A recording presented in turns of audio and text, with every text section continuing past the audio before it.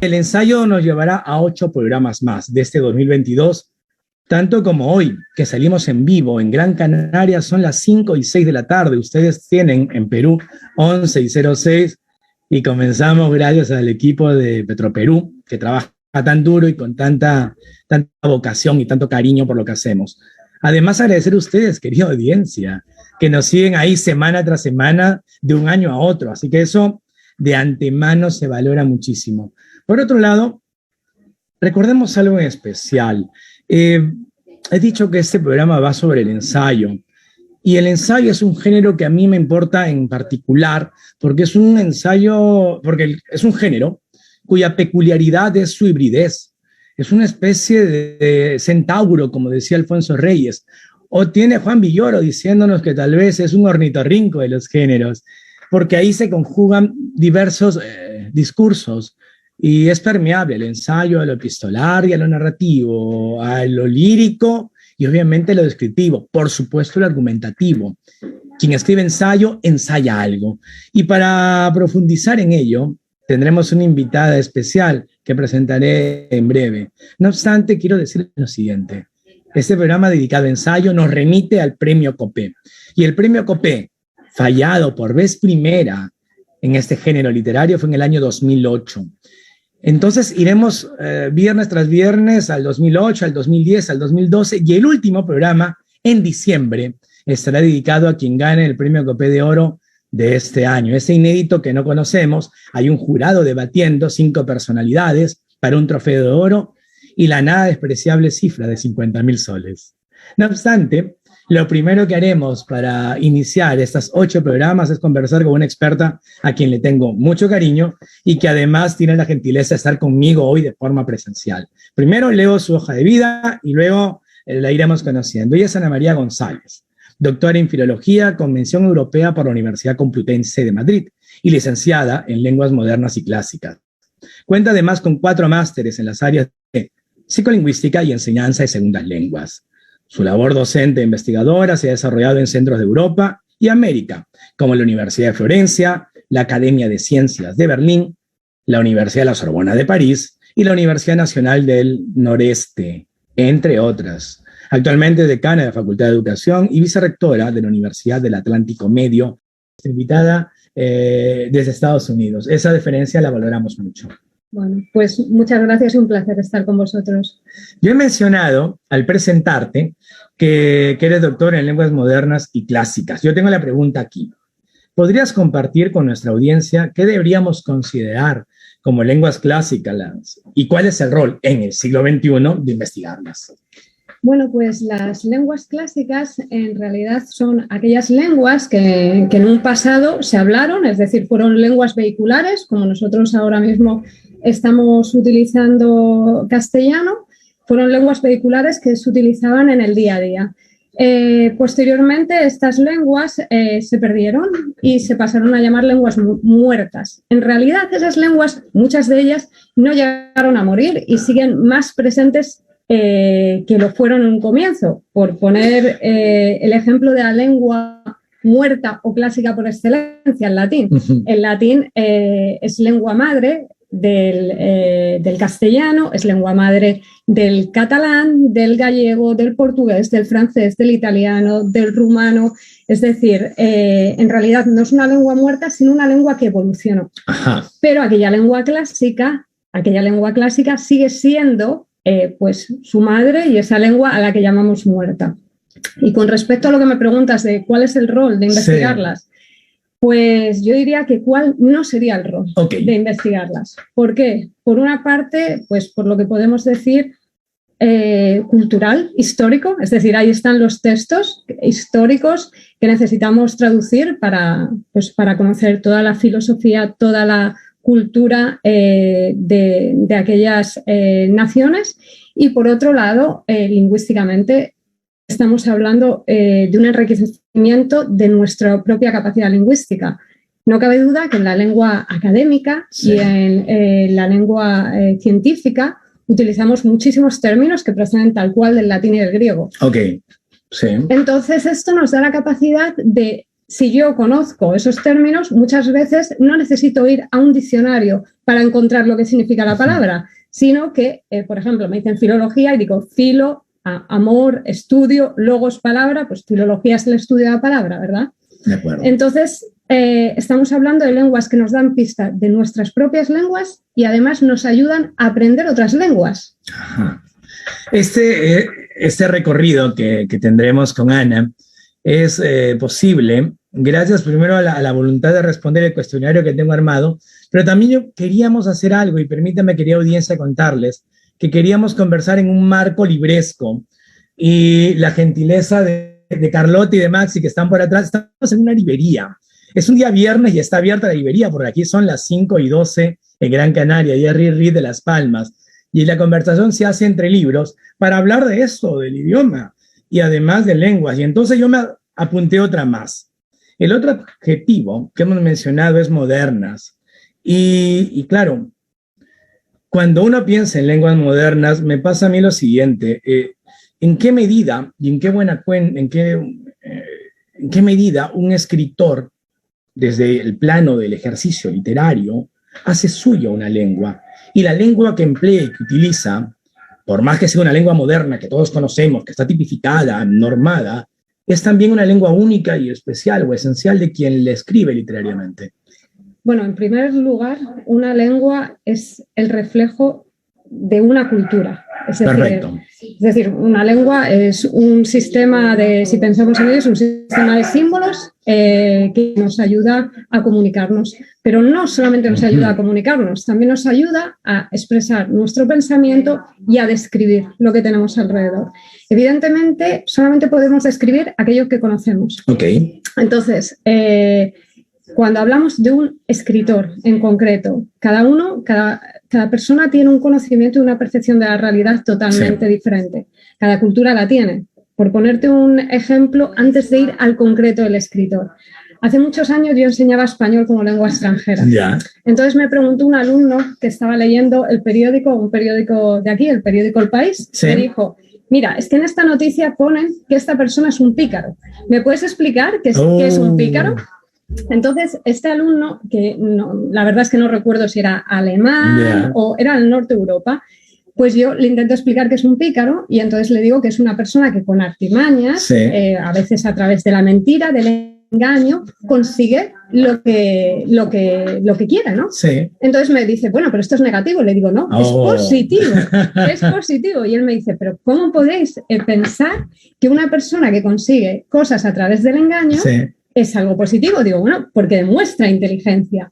Claro, ahí me di cuenta, le dije, ¿cuál es la traducción en tu lengua? Y aquello me miraron todos los alumnos diciendo, no hay traducción en mi lengua, porque eso es malo en nuestra lengua. O sea, tú lo estás identificando con algo positivo. Esto que pasa a nivel cultural también pasa a nivel personal. Es decir, tu percepción y la mía no son la misma. Lo que hace el escritor es presentar su percepción. Es crear mundos paralelos que enriquecen mi propio mundo. Cuando yo me siento a leer, me levanto a las 2 horas y vuelvo a mi mundo y de repente salgo de aquel país en África donde me he situado. Y lo que hace el escritor es tener esa capacidad para describir el mundo y para crear realidades que nos enriquecen al resto. Te agradezco mucho la respuesta porque permite recordar algo con la audiencia.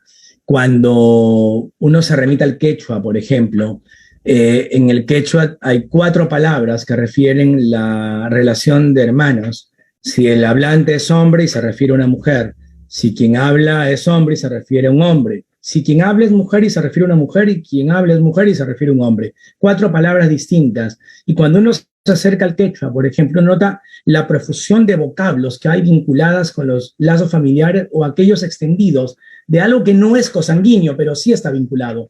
Y esta panaca, esta relación tan grande da cuenta de que esta cultura tiene un gran acento y una enorme preocupación por los vínculos entre las personas. Correcto. No le infiere porque hay más palabras para ello.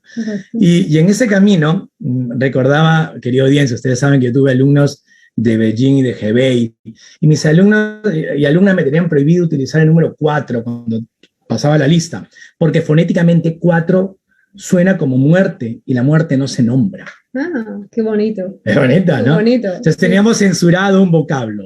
Dicho todo esto, Ana, te agradezco muchísimo, pero hay algo más. Entonces, tus intereses son diversos y está el interés por la sociolingüística. Y yo me apunté una pregunta también al respecto. A grandes rasgos, corrígeme tú, primero si la psicolingüística tiene que ver con la adquisición del lenguaje. ¿Y qué supone eso de la adquisición del lenguaje primero? Pues la psicolingüística está relacionada con la adquisición y también con el procesamiento del lenguaje. Entonces, lo que hace la psicolingüística es, de hecho, estudiar esos procesos, tanto biológicos como psicológicos, que ocurren cuando adquirimos nuestra primera lengua, otras lenguas que podemos adquirir más tarde, y cuáles son nuestras reacciones con respecto a estas lenguas. ¿Y hay algo en especial como reacción frente al lenguaje figurado, simbólico, el mundo metafórico, aquello que se ha vinculado, en este caso a la literatura, desde el verso hasta los grandes tropos de la literatura? Pues sí, sí. Hay reacciones cerebrales muy bonitas. Bonitas, eso me da curiosidad. Muy bonitas, a lo mejor medidas con aparatos que no son tan bonitos, pero ahora mismo me viene a la cabeza, sí. Por ejemplo, si yo tengo a una persona, estoy midiendo sus reacciones cerebrales con un electroencefalograma, ¿no? Y digo algo como el bosque aullaba. El bosque aullaba, ok. ¿De acuerdo? Lo que va a pasar es que yo voy a ver algo que yo considero muy bonito, que es una reacción, un salto en ese encefalograma, en algo que se llama potencial evocado. Nombre potencial evocado, muy bonito. Es un lindo nombre. Nombre muy bonito, potencial evocado a los 400 milisegundos. 400 milisegundos, es de una velocidad que no podemos ni imaginar. Pues hay otros más rápido, pero a los 400 milisegundos es cuando nuestro cerebro salta si hemos unido dos vocablos que semánticamente no están relacionados. ¡Oh, qué belleza! Y cuando digo el bosque aullaba, mi cerebro dice, ¡uy! Aquí ha pasado algo raro. Ajá. Entonces, tenemos además reacciones cerebrales, pues por ejemplo, a la rima. A la rima. A la musicalidad en general, que está más en lo que es el hemisferio derecho, y la lengua está en el hemisferio izquierdo, pero vemos claramente que cuando se une música y letra, activamos esos dos hemisferios y los hacemos trabajar juntos para trabajar mejor. Yo te escucho, permitirá, querida audiencia, que yo esté asombrado, en la medida que es un asombro genuino, porque si bien hablamos con Ana, a veces la vida laboral no permite conversar de estas cosas tan hermosas. Y llevado ahí, invitaba a Ana a conversar, porque siempre que le he robado palabras, surge mi sensación de que eres una lectora de ensayos, de esta forma de divulgar. Y aterrizando un poco ya hacia el premio Copé de ensayo, habiendo hecho este panorama tan singular de la lengua, el idioma y luego estas reacciones en torno al lenguaje, ¿qué es el ensayo para ti y cómo lo disfrutas y qué desafío supone como experiencia estética y también cognitiva? Pues el ensayo es una manera, para mí, rápida y agradable de acercarme a otras realidades. Es decir, lo que pasa con el ensayo es algo maravilloso, no solamente para el adulto, sino incluso yo pensando en mis alumnos. Yo fui muchos años profesora de secundaria y luego profesora en la universidad, ¿no? Y aquellos alumnos que les daba pereza leerse una novela entera y les daba un ensayo. Y era la manera de que se fueran enganchando a la lectura. ¿Por qué? Porque el ensayo, como decíamos antes, la literatura te abre otros mundos. El ensayo te abre otras realidades. Claro. No necesariamente otros mundos, no es una novela que te vaya a transportar pues a otros países o a otras realidades que puedan vivirse, pero es otra manera de ver asuntos, problemas con los que tú ya te has enfrentado. Entonces, creo que el ensayo tiene un valor no solamente literario, sino también filosófico. Sin duda, sin duda. Aparte que cuando uno lee, depende del ensayista que uno busque. Por ejemplo, en el lado hispanoamericano, mi rendición por Octavio Paz como ensayista, al margen del valor del poeta. Pero, por ejemplo, lo que yo encuentro en esa prosa afilada, ese instinto lírico y la capacidad de encontrar formas distintas de plantearte una idea, es admirable, pero además, como tú dices, es encantatorio y es un canto que te lleva a otros registros literarios. Es verdad. Ahora, a mí me surge una curiosidad, Ana. Mencionábamos, querida audiencia, que en el perfil de Ana María González estaba también la enseñanza de segundas lenguas y los estudios de las segundas lenguas. Y claro, para alguien como yo, que le cuesta aprender cualquier idioma que he intentado, he abandonado todos y he intentado como 5 o 6. Entonces tengo nivel básico en casi todos los intentos, desde el alemán al quechua. Sucede algo, y es que, claro, para quienes somos lectores apasionados, que disfrutamos del libro, la ambición máxima es leerlo en lengua original. Esa pretensión donde felizmente la traducción nos ayuda a resolver con las traducciones brillantes que uno puede encontrar. Pero, ¿qué supone el aprendizaje de una segunda lengua para una mente, o tercera o cuarta lengua, para una mente lectora? ¿Qué potencia, qué se gana, qué explota allí? Bueno, en primer lugar, hablando de qué impacto, cómo modula el cerebro, lo primero, agradecer a los escritores, a los escritores en cualquier lengua, que nos ayudan, a los que no somos escritores, a aprender a escribir. Yo decía siempre, como profesora siempre he dicho, si quieres escribir, tienes que leer. Sí, sí. Los mejores escritores son los que más leen. Entonces, porque pasa algo curioso con nuestro cerebro. Nuestro cerebro es mimético por excelencia. Okay. Por tanto, yo leo y cuando estoy leyendo, estoy aprendiendo estructuras, estoy aprendiendo vocabulario. Cuando me pongo a escribir, mi cerebro, sin que yo me dé cuenta, está recogiendo todo aquello que yo he aprendido del escritor y lo está reproduciendo. No solamente uno adquiere un lenguaje pasivo entonces y activo, sino que acá hay un sistema. Efectivamente. En cuanto a las segundas lenguas, el mundo de las segundas lenguas, el impacto que tiene en nosotros es apasionante. Bueno, solamente con decir que crea un desarrollo pues, cerebral muy elevado. Te pongo un ejemplo. Sí. Si nosotros estamos hablando en nuestra lengua, en nuestra primera lengua, pues vamos a tener principalmente... El cerebro siempre funciona como una orquesta, está siempre todo encendido, pero dependiendo de qué acción estamos haciendo, pues se encenderá más una parte u otra. Con las lenguas se enciende el hemisferio izquierdo y la parte que se llama, bueno, pues Broca y Wernicke, que están relacionadas con la producción y con la recepción de la lengua. Cuando hablamos una segunda lengua, sobre todo cuando la hemos adquirido de adultos, lo que vamos a ver es que se activa mucho más el hemisferio izquierdo, pero se activa también el derecho. Y se activa especialmente el área frontal de nuestro cerebro, que es aquella que activamos cuando queremos ejercer control.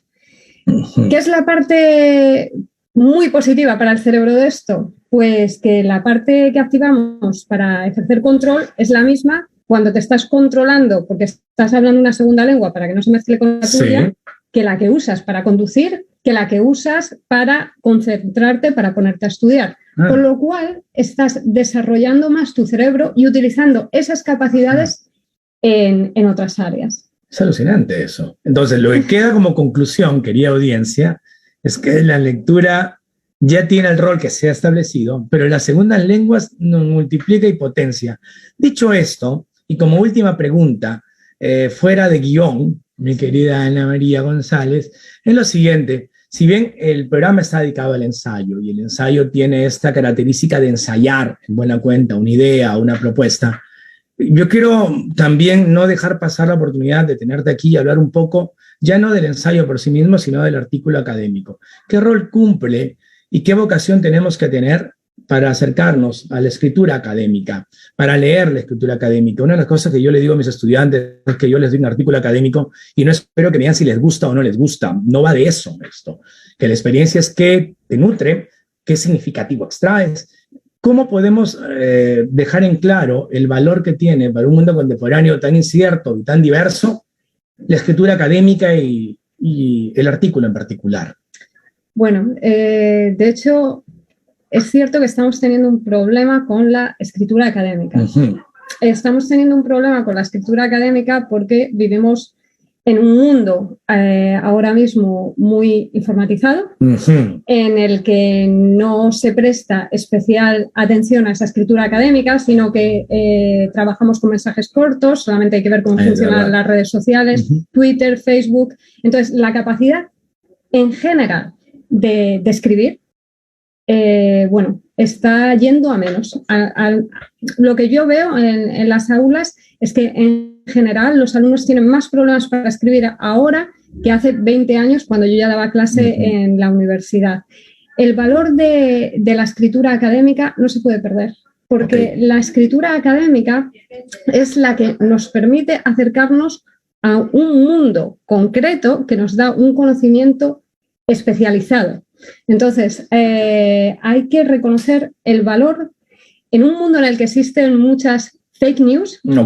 Hay que reconocer el valor del artículo académico como aquello que está fundamentado en hechos, en ciencia y en libros que se escribieron con anterioridad. Es decir, hay que empezar a ver la literatura académica y la literatura científica como aquello que nos aleja de las fake news, como aquello que tiene el valor de no vale la opinión de cualquiera porque sea su opinión, la opinión hay que fundamentarla. Sí, saben ustedes, querida audiencia, que estoy completamente de acuerdo. Cuando alguien viene y me dice, toda opinión se respeta. No. Yo respeto a la persona que le emite. La opinión no tiene por qué ser respetable.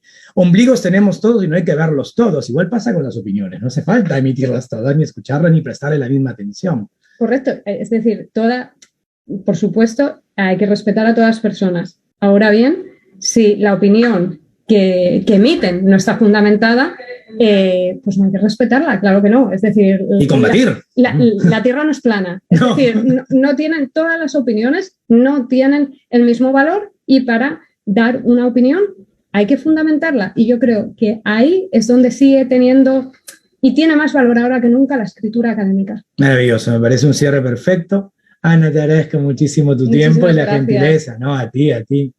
El programa va a continuar y yo voy a hacer un movimiento que ustedes, queridos oyentes, se van a reír de mí. Pero es que tengo que mover la cámara para que Ana pueda descansar de esta transmisión. Les cuento algo, querida audiencia, y es que este programa se llama Conversaciones de Oro y está vinculado al ensayo, y eso nos remite al ganador del 2008. Yo les voy a comentar lo siguiente, y es que en el 2008 se lleva adelante la primera Bienal de Ensayo Internacional, el premio COPE, y en ese entonces se presentaron 49 inéditos. 49 inéditos para un jurado de lujo. Estaban en el jurado el escritor y tan recordado amigo Edgardo Rivera Martínez. Él estaba en representación de la Academia Peruana de la Lengua. Estaba Miguel Ángel Guamán, profesor sanmarquino, ensayista él también. Por otro lado estaba Víctor Vich, por el Instituto Nacional de Cultura. Recordemos de Víctor esos estudios sobre la música popular en el Perú. Y por otro lado, el lingüista Jorge Iván Pérez, un querido profesor de la Universidad Católica del Perú. Además de este jurado estaba Sinesio López, quien es el ex director de la Biblioteca Nacional del Perú y en representación de Petroperú. Pues bien, este jurado trabajó sobre 49 inéditos y se eligieron 11 finalistas. Entre los 11 finalistas luego hubo una criba mayor y aparecía un libro llamado Limanerías, de un joven autor que develaba ahí su amor masoquista por la capital del Perú. Limanerías es el libro que yo presenté a aquel COPE y tengo mi pequeño trofeo en Lima, no aquí lamentablemente.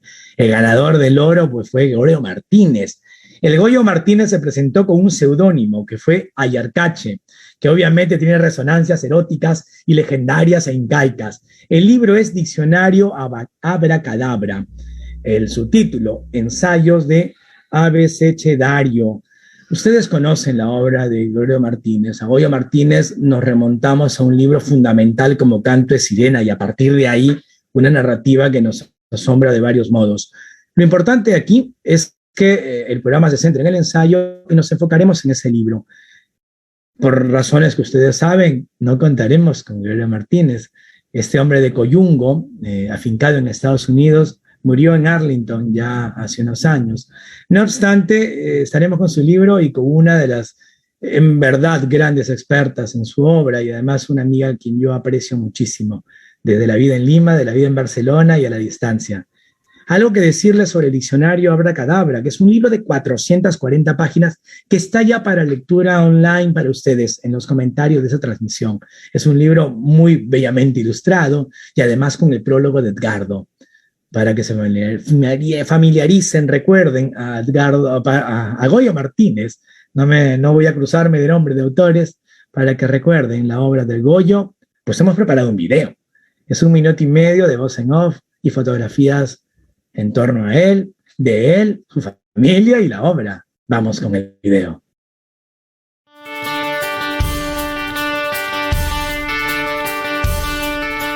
Gregorio Martínez murió hace unos años en Arlington, Estados Unidos de América, aunque nació en Coyungo, Nazca, en 1942. Su legado literario es amplio y tremendamente significativo, con libros que son clásicos de la narrativa peruana, como Tierra de Caléndula, Cuentos y Canto de Sirena, novela. Gregorio Martínez también se ha lucido en géneros como la crónica, el ensayo y las misceláneas, en que ahonda en cuestiones del lenguaje y la cultura.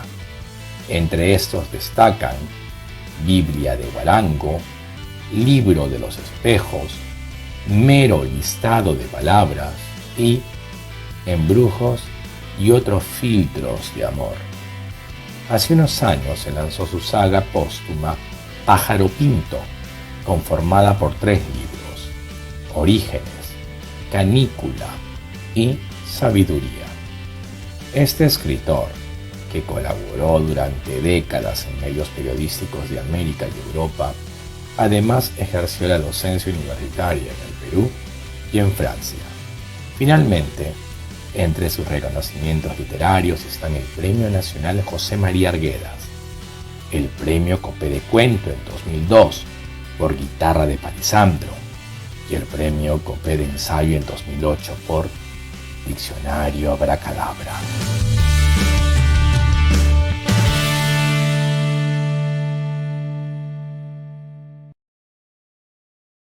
El programa continúa y tenemos la presencia de Gloria Macedo Janto. Les leo sobre Gloria. Gloria nació en Lima, es licenciada y magíster en literatura por la Universidad Nacional Mayor de San Marcos. También es licenciada en educación por la Universidad Peruana Cayetano Heredia.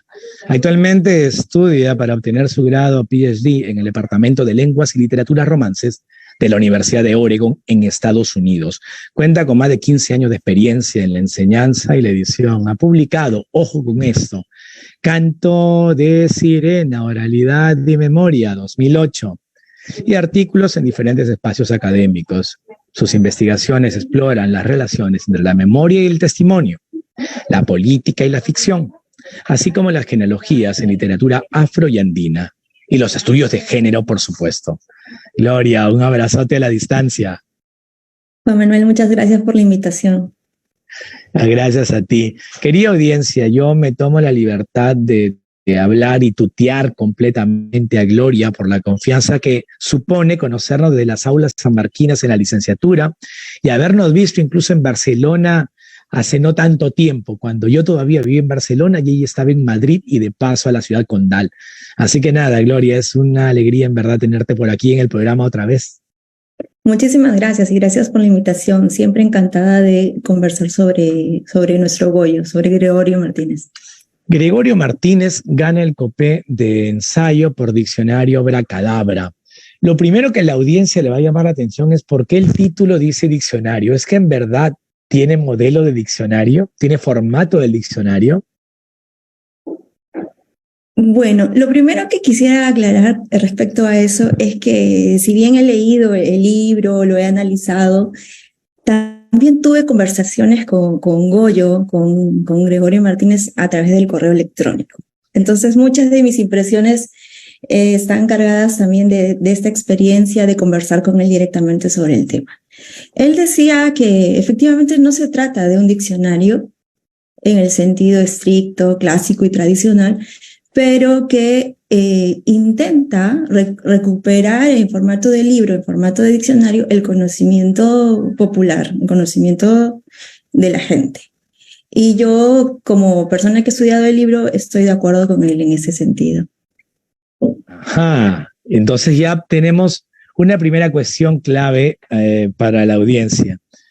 En ese sentido, mi querida Gloria, la idea de abracadabra, este juego con lo mágico, esta invitación al asombro y la sorpresa, ¿cómo opera en el libro? Bueno, yo creo que esta obra, aunque algunas personas consideran que está alejada de lo que hizo anteriormente Martínez, en realidad está muy, muy conectada, porque lo que él hace y lo que ha hecho antes es romper un poco los estereotipos. Entonces, desde Canto de Sirena, al presentar esta obra que era difícil clasificar como novela o testimonio o relato de vida, o bueno, finalmente yo intenté decir que era una novela con cierto tono testimonial. En esa ruta, lo que hace este libro de ensayos es presentarnos eso, ensayos que remiten a todo un protocolo de seriedad, con juego, vinculado al juego, que tiene esta palabra abracadabra, ¿no? Que, como él refiere en el libro, se dice igual en muchos idiomas. Y además le agrega la idea de abecedario, ¿no? Con lo que pues está rompiendo con toda esta estructura de la academia formal y además inserta palabras propias de nuestra lengua, la che, la doble L, las incluye como apartados tan importantes como los otros en el libro. Tú, mi querida Gloria, lo sé por nuestra amistad y porque he leído el trabajo que haces, también fuiste editora de Gregorio Martínez y eso me lleva y además editora también de ensayo o de esa memoralia y misceláneas de Goyo Martínez. ¿Cómo era el trabajo del inédito del Goyo y cómo era tu trabajo editorial? Porque claro, los neologismos en el Goyo van fluyendo y hay una musicalidad que no se toca, porque si no se arruina el concierto que nos brinda. Sí, tuve la oportunidad, la suerte de trabajar con él directamente. La verdad, no lo sentí realmente como un trabajo nunca, porque era un placer leer los inéditos. El libro, mero listado de palabras, en realidad fue una recolección de artículos que él ya había publicado antes en Perú 21 y en La República, y luego añadió otros textos. Entonces, la verdad fue un disfrute trabajar con él, releer los textos, actualizarlos y ver que además de todo ese juego léxico y esa constante interrogación al lector sobre a ver si estamos siguiendo sus ideas de acuerdo con lo que él quiere decirnos. Aparte de eso, en este libro, mero listado de palabras que publicamos con Editorial Imago, lo que él hace es reflexionar sobre temas sí coyunturales de la política peruana, de la literatura, reflexionar sobre temas tan generales como la religión, el sexo en general, sí. Hay algo que no quiero dejar pasar, mi querida Gloria, ya ubicándonos y volviendo al diccionario Abracadabra. ¿Cómo se entronca este libro del Goyo en esa tradición literaria del Perú que siempre tiene al realismo y a la gravedad, a una seriedad encorbatada, por un lado, y una vocación mimética?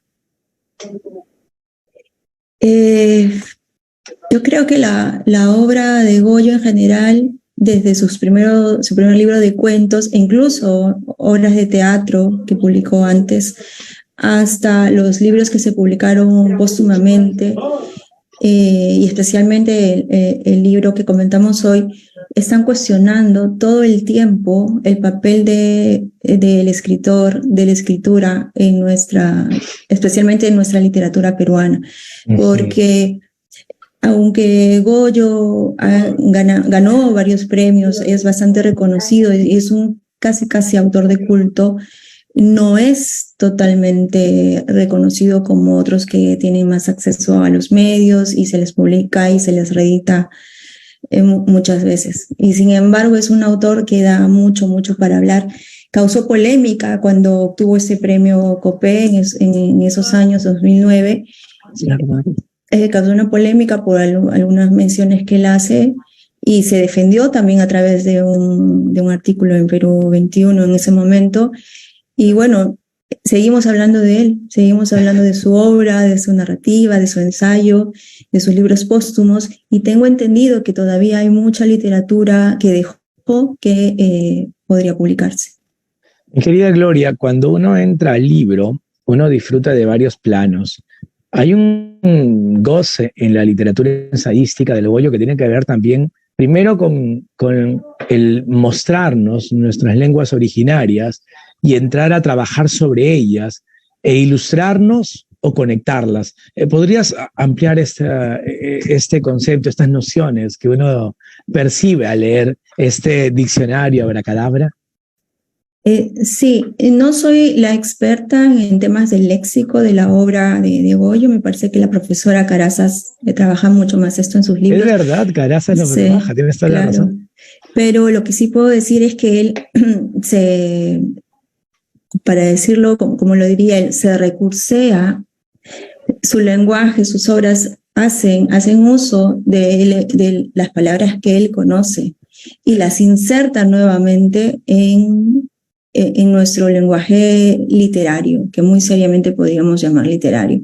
Y esto me permite, para citarlo, porque me parece pertinente por tu pregunta, que él define en el mismo libro del que estamos hablando, en Diccionario Abracadabra, que es un diccionario, y él dice tesauro, tesoro, lexicón, vocabulario, glosario, calepino, catálogo, onomasticón, siete mares, repertorio, cornucopia, idioticón, hortus vocabularum, comprensorio, elucidario, concordancia, nomenclator, palabrero, catolicón, prontuario o, la parte que a mí más me gusta, mataburro, así como lo llaman en Ica y en Piura. Qué bonito. Es Goyo. Hace un rato hablábamos con Ana María González sobre el lenguaje y nos íbamos incluso a la primera pregunta sobre el latín y cómo gozaba el Goyo con las etimologías. Es un disfrute. Una cosa que es importante recordar a la audiencia, ojo, el libro está ahí para que lo lean y no es una lectura que tiene que hacerse ni siquiera de la página 1 a la 440, pueden ir saltando a páginas, porque lo bonito, fascinante, es que tiene también esta sensación de glosario.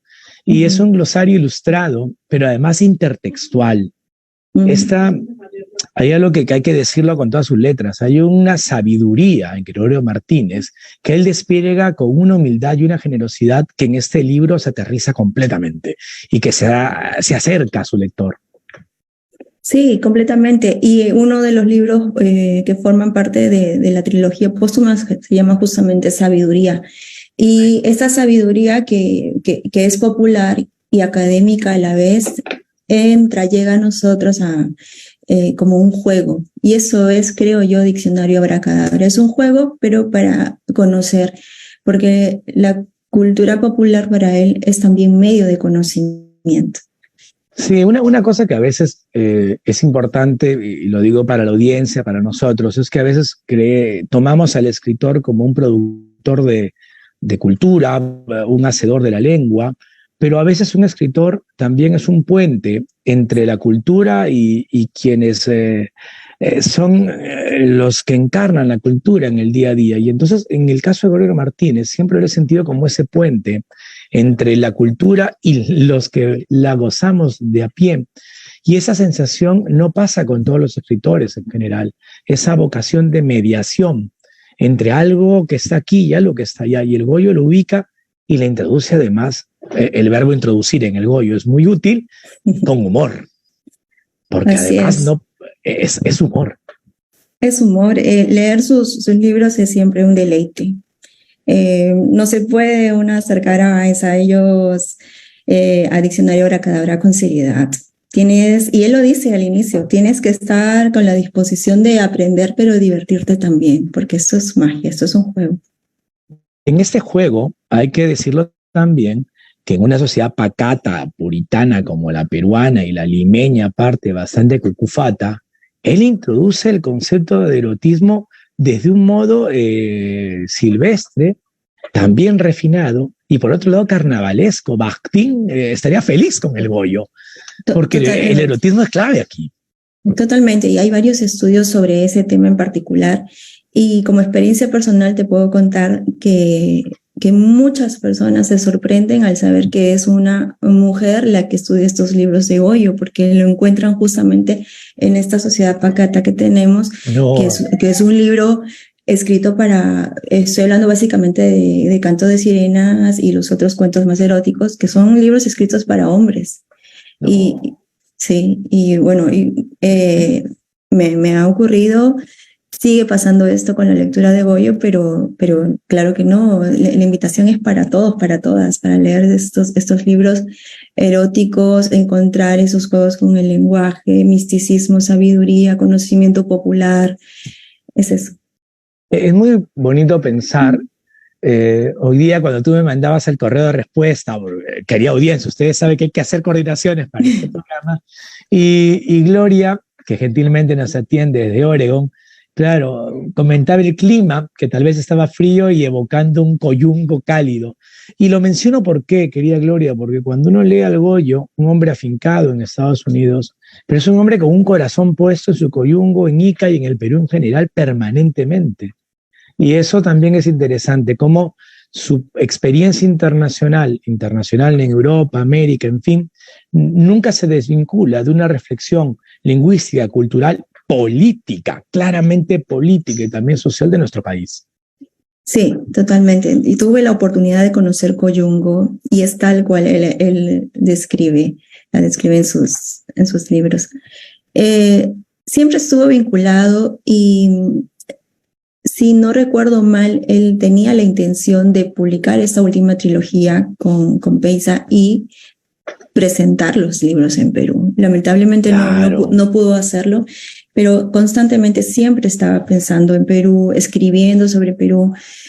Y es curioso porque quizá también lo has experimentado tú, lo experimento yo, la lejanía y de la patria hace extrañar y hace al mismo tiempo recordar esas palabras con las que hemos crecido. Nuestro castellano andino está lleno de palabras en quechua, como tú acabas de reflexionar hace un momento también de las características peculiares que tiene nuestro quechua para entablar contactos con nuestros familiares, la manera en que llamamos a un hombre o una mujer.